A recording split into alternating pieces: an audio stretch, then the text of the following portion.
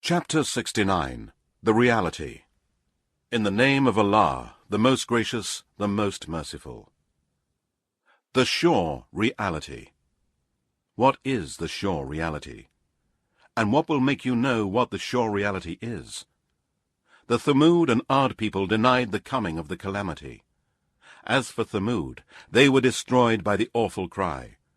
And as for Ad, they were destroyed by a furious violent wind, which Allah imposed on them for 7 nights and 8 days in succession, so you could see men lying overthrown as if they were hollow trunks of date palms. Do you see any remnants of them? And Pharaoh and those before him and the overthrown cities committed sin, and they disobeyed their Lord's messenger, so he punished them with a strong punishment.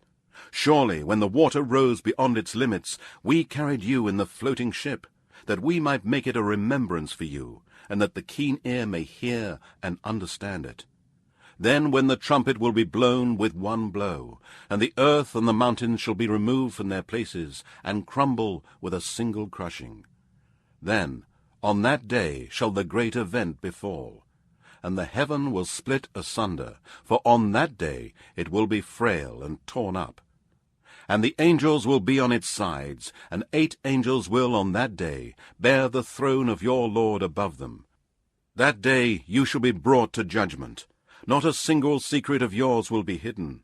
Then, as for him who will be given his record in his right hand, he will say, "Take this, read my record.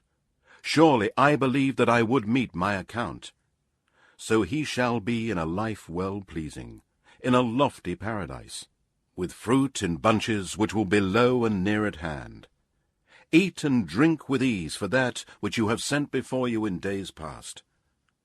But as for him who will be given his record in his left hand, he will say, "I wish that I had not been given my record, and that I had never known of my account. I wish that it would have been my end.